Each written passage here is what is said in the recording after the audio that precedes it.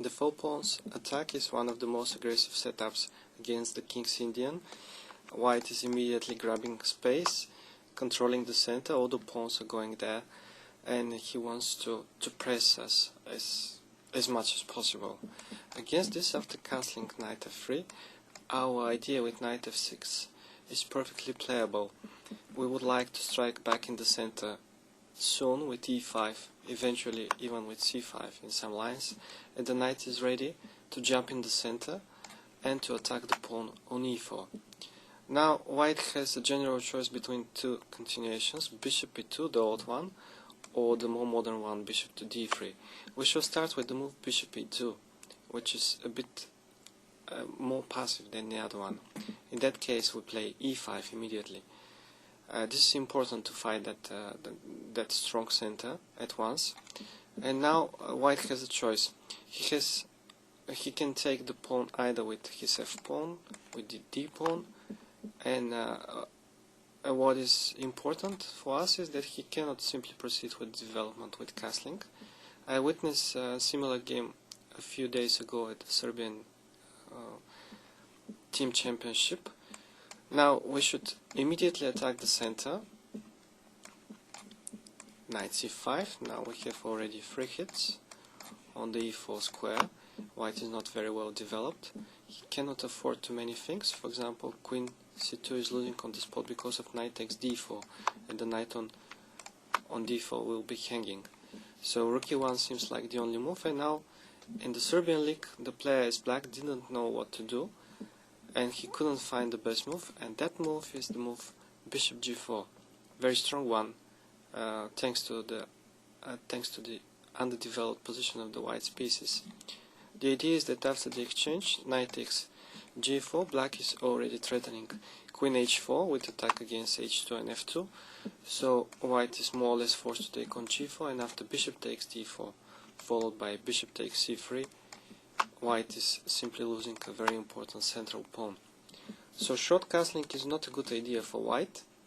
He should take the pawn. Either f takes e5, which is the more modern treatment, or d takes e5. Nothing much has changed in this line for the past years, and the most important games are old, which means that there is not big development in the line, and black is not really in danger, but we need to have some knowledge. Now, after d takes e5, white can either take with the knight or with the bishop. Let's start with the knight. Knight takes e5, we play knight c5, immediately attacking the pawn on e4. With the point that queen c2 cannot really defend that pawn, we simply take it.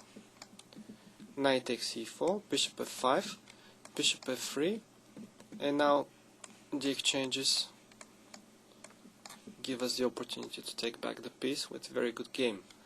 So queen c2 cannot really protect the pawn on e4. The other attempt is bishop f3. This should be answered queen takes d1, king takes d1, rook d8 check, forcing the king to go to c2, as the move bishop d2 is answered very strongly with g5. Very good move with the point that if now white takes, there is knight e8, and white's position collapses after knight g4. We simply take it. We take on c3 as well, and knight takes e4 loses. For white, he's losing the piece on d2. So more or less the move king c2 is forced after bishop f3 and rook d8 check, king c2.